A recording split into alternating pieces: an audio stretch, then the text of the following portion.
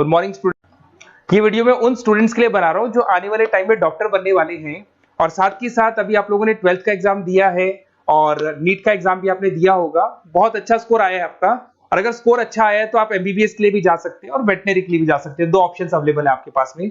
अब देखिए इसके अंदर जो डॉग लवर्स हैं या फिर अपन बोल सकते हैं जो एनिमल लवर्स हैं, इसमें सारे एनिमल्स कवर होते हैं, वो लोग इस वेटनरी वाले ऑप्शन को चूज कर सकते हैं। बहुत अच्छा ऑप्शन है, इसमें बहुत अच्छी अच्छी कैरियर अपॉर्चुनिटीज मिलेगी, बहुत अच्छा पैकेज मिलेगा और फ्यूचर ग्रोथ बहुत अच्छा है इसके अंदर। अभी अपन लोग डिस्कस करने वाले हैं veterinary, what is veterinary doctor, veterinary doctor क्या करता है, कैरियर अपॉर्चुनिटीज क्या क्या मिलेंगी इसमें, सैलरी क्या मिलेगा इसके अंदर, इंडिया में क्या सैलरी है और अब्रॉड में क्या सैलरी मिलेगा आपको, गवर्नमेंट कॉलेजेस क्या चार्ज करते हैं फीस, प्राइवेट कॉलेज क्या चार्ज करते हैं, पूरा डिटेल में डिस्कस करेंगे। कहां एडमिशन लेना चाहिए, कितनी फीस पे लेना चाहिए, स्कॉलरशिप कितना मिलेगा, कम से कम बजट में कौन सा कॉलेज मिलेगा, इसको अपन बिल्कुल डिटेल में डिस्कस करने वाले हैं। चलो शुरू करते हैं। अब देखिए एक वेटनरी डॉक्टर करता है क्या, what the veterinary doctor will do. तो वेटनरी डॉक्टर बहुत सारे काम करता है, डायग्नोस्टिक का काम है, उसका ट्रीटमेंट का काम है, सर्जरी का काम है, प्रिवेंशन क्योर का काम है, इमरजेंसी केयर के लिए आपका जो एनिमल वेलफेयर हो गया, क्लाइंट एजुकेशन हो गया, ये सारे काम को करता है। जैसे अगर अपन डायग्नोस्टिक की बात करें तो एनिमल्स का एग्जामिनेशन करना है, उसका एक्सरे करना है, ब्लड टेस्ट करना है, उसमें वो काम करेगा। अगर मैं ट्रीटमेंट की बात करता हूं तो यहाँ पे वो मेडिसिन वगैरह जो देगा वो देगा आपको, प्रोवाइड वैक्सीनेशन, वो बहुत इंपॉर्टेंट है क्योंकि वैक्सीनेशन वगैरह अपन देखते हैं डॉग्स वगैरह को रेगुलर बेसिस पे अपने को देना पड़ता है। सर्जरीज हो गई, जैसे रूटीन सर्जरीज, कॉम्प्लेक्स सर्जरीज, ये सारे काम वो करेगा। उसके अंदर प्रिवेंटिंग क्योर, वैक्सीनेशन वगैरह हो गया। उसके बाद में इमरजेंसी केयर के लिए वो जो काम करेगा, जैसे इमरजेंसी केयर में किसी को किसी एनिमल को कोई प्रॉब्लम आ गया तो उसका लाइफ सेविंग कैसे करना है, इमरजेंसी में कैसे लेना है उसको। एनिमल वेलफेयर में जैसे जो एनिमल वेलफेयर ऑर्गेनाइजेशन होती है उसमें वो काम करेगा।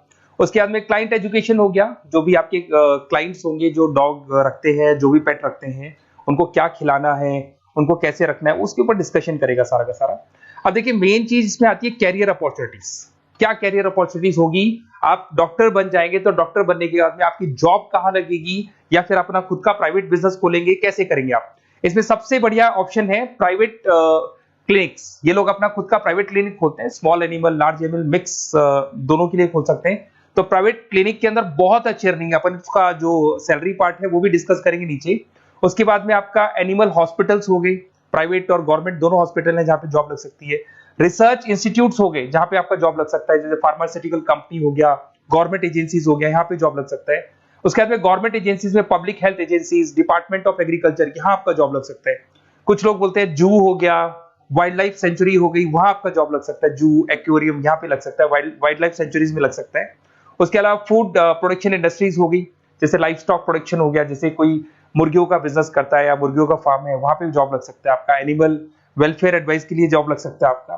कुछ नॉन प्रॉफिट ऑर्गेनाइजेशन होती है जो एनिमल्स के लिए खुली हुई है और उनका ऑब्जेक्टिव होता है कि कोई भी अगर एनिमल के साथ कोई प्रॉब्लम है तो वो लोग सॉल्व करते हैं उसको, उसका कोई चार्ज नहीं है, वहां आपका जॉब लग सकता है। उसके बाद में पेट और फूड न्यूट्रिशन, क्या खिलाना है, जैसे आपने सुना होगा डॉग्स को पेडिग्री देते हैं अपन, वैसे कौन सी चीज खिलानी चाहिए, क्या नहीं खिलाना चाहिए, उसकी जो जितनी मेडिसिन बनेगी या जितने फूड बनेंगे वहां जॉब लग सकता है आपका। उसके अलावा आपका स्कूल्स एंड कॉलेजेस में आपका जॉब लग सकता है एज अ फैकल्टी। पढ़ने के बाद में अगर आपका इंटरेस्ट है फैकल्टी बनने का तो वहां आपका जॉब लग सकता है। कंसल्टेंसी फर्म्स हो गया, animal health consultancy, food safety consultancy, यहाँ आपका जॉब लग सकता है। देखो ये सारे ऑप्शंस है। उसके अलावा सैलरी पैकेज देखो, अभी मैं जो सैलरी पैकेज की बात कर रहा हूँ इंडिया की बात कर रहा हूँ, अपना जो होम कंट्री इंडिया इसकी बात कर रहा हूँ, फिर अपन सैलरी पैकेज की बात करेंगे, वो अब्रॉड की बात करेंगे। तो सब में अगर आप देखें तो ऑन एन एवरेज ये मान के चले कि आपका 5 लाख से 10 लाख तक का एवरेज जा रहा है पैकेज।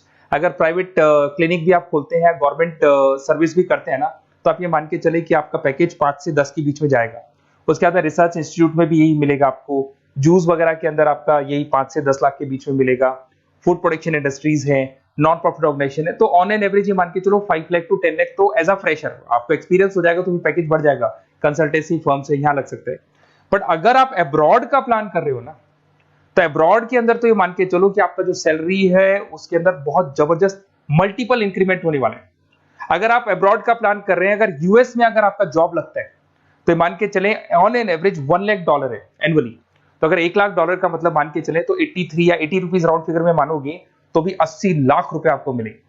तो इसके अंदर एक बहुत अच्छा ऑप्शन है कि आप एज अ डॉक्टर बन के अब्रॉड भी जा सकते हैं। कुछ लोग हैं जो नहीं जाना चाहते बट कुछ जाना चाहते हैं तो वो जा सकते हैं, इसमें अब्रॉड भी जा सकते हैं।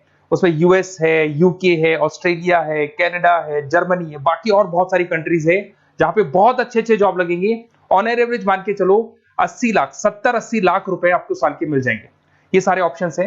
अब मेन चीज पे आते हैं। देखो सीधी सी बात है, अगर इसको करना है तो उसको करने के लिए नीट में स्कोर कितना चाहिए, गवर्नमेंट कॉलेज क्या मांगेगा, प्राइवेट कॉलेज क्या मांगेगा।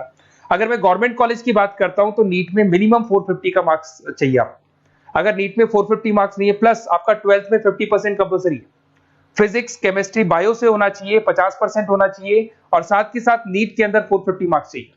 5.5 साल का कोर्स है। गवर्नमेंट कॉलेज में अगर आपको मिल जाता है तो सबसे फर्स्ट ऑप्शन यही रखेंगे आप।